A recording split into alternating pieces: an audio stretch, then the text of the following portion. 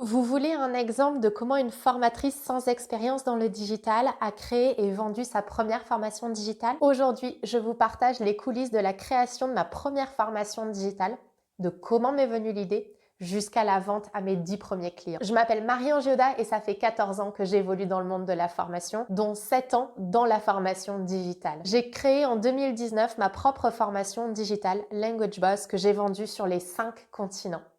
Et j'ai travaillé pendant 4 ans chez 360 Learning, la plus grosse scale-up française dans la formation digitale, où j'ai accompagné des centaines d'organismes de formation et d'écoles à digitaliser leur offre de formation. Avant qu'on rentre dans le vif du sujet, si vous voulez faire de votre expertise une source de revenus récurrents sans vous tuer à la tâche, je vous invite à regarder ma vidéo de formation gratuite dans la description de cette vidéo où je vous dévoile quel est le meilleur business model à mettre en place pour nous, les coachs et formateurs en 2025. Comme je l'expliquais, le monde de la formation, c'est mon monde.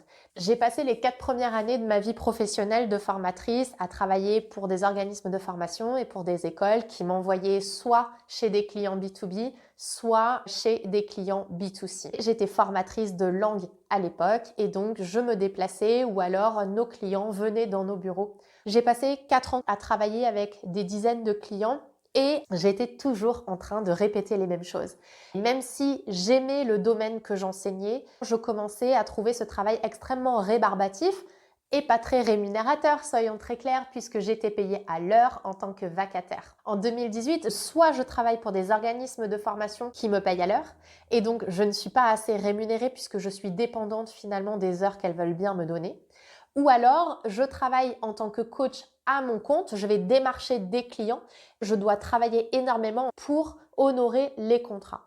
D'un côté, je ne gagne pas assez et de l'autre, je travaille trop.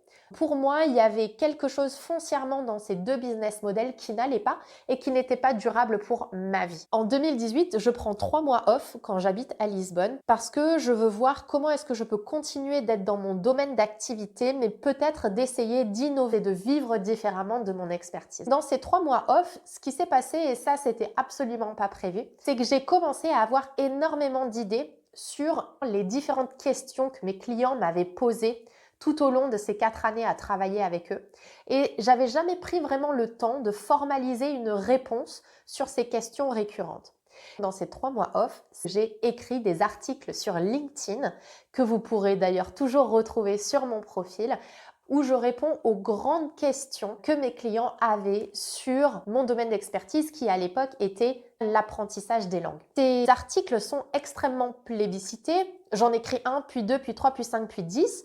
Et au final, je me rends compte que tous ces articles mis bout à bout font un livre. En 2018, j'édite moi-même mon propre livre qui s'appelle Language Boss et qui est donc une méthode pour apprendre les langues de manière efficace. Mais quand j'écris ce livre, j'ai tout de suite en tête que cela pourrait toucher plus de monde et avoir plus d'impact s'il était transformé en formation digitale. Et donc, je me suis penchée sur comment créer ma propre formation digitale. Autant vous dire que je n'avais pas d'expérience du digital, je ne savais pas comment créer un site internet, comment tourner des vidéos de formation, tout ça, voilà. Tout ce que potentiellement vous vous dites, ben moi je sais pas faire donc je vais pas le faire, moi non plus je savais pas. Mais aujourd'hui on a un truc extraordinaire qui s'appelle Internet et qui nous permet d'aller chercher ce qu'on ne sait pas et d'aller apprendre de nouvelles choses. J'ai passé énormément de temps sur YouTube à essayer d'aller chercher par-ci par-là les différentes informations et de mettre brique par brique ma formation en place et mon système de vente en place. Parce que je voulais tester très rapidement et aussi si ça ne devait pas marcher, je voulais que ça ne marche pas rapidement pour pouvoir me relever et faire autre chose. Du coup, ce que j'ai décidé de faire, c'est de trouver 10 personnes qui pourraient tester ma formation. Donc, c'est le concept d'un bêta-test. Je parle du bêta-test dans cette vidéo si jamais ça vous intéresse. J'ai donc trouvé 10 personnes à qui mettre à disposition en avant-première les modules de ma formation pour qu'ils puissent me faire un retour dessus. Le concept du bêta-test, c'était hyper sympa parce que déjà, ça ne m'a coûté rien en marketing. Je suis simplement allée dans des groupes Facebook où je savais que je pouvais trouver des expatriés francophones. Je leur ai pitché mon idée de formation digitale sur comment apprendre les langues de manière efficace. J'ai récupéré des candidatures, j'ai sélectionné les personnes les plus motivées avec lesquelles je voulais travailler, pour qui, du coup,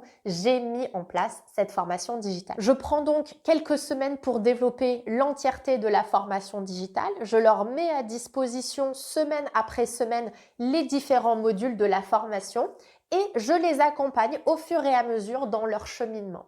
Et ce qui s'est passé, ça a été génial, c'est qu'il y a eu non seulement une très bonne communication entre moi et mes 10 premières clientes, mais également une très bonne communication entre elles. Et sans m'en apercevoir, j'avais découvert un pilier qui est aujourd'hui fondamental dans une formation digitale, qui est impactante, qui se vend et qui est impactante, c'est tout. C'est le fait d'avoir une communauté dans sa formation digitale. C'est quelque chose qui a été juste génial pour moi et qui a permis aussi à mes clients d'être beaucoup plus on board, qui leur a permis du coup d'être soutenus dans les moments durs, de pouvoir partager leur victoire et donc de prendre confiance en elles et d'avoir des super résultats à la fin. Au bout des 2 mois que j'avais passé avec ces 10 premières clientes, j'ai pu leur demander qu'elles me préparent un témoignage sur la transformation qu'elles avaient vécue et sur l'impact que cette formation digitale avait eu sur elles. Et cela m'a permis d'alimenter mon marketing et ma vente. Fin 2019, j'ai donc décidé de lancer officiellement ma formation digitale Language Boss qui était terminée, qui avait été validée par des bêta-testeuses et j'ai préparé un lancement par webinaire live où je donnais de la valeur à mes prospects et ensuite, à la fin, je pitchais mon offre de formation. Et là, il y a quelque chose d'assez magique qui s'est passé en novembre 2019, c'est que pendant cette heure de webinaire, j'ai vendu pour 10 autres clientes ma formation digitale. Et là, pour moi, c'était full circle. C'est-à-dire, j'avais eu l'idée, j'avais eu des frustrations, pensé à une méthodologie, j'avais créé une formation digitale que j'avais testée avec des bêta-testeuses et qui, je savais, marcher et je venais enfin de vendre à des clientes officielles au bon prix ma formation digitale. C'est là que je savais que j'avais un concept qui fonctionnait et donc un business model qui fonctionnait également. C'est ce que j'aimerais pour vous. C'est aussi pour ça que je vous partage ce qui s'est passé pour moi quand j'ai voulu créer ma première formation et comment j'ai réussi à la vendre également. Je vous dis à très vite dans une prochaine vidéo et surtout croyez en vous et croyez en vos projets. À très vite.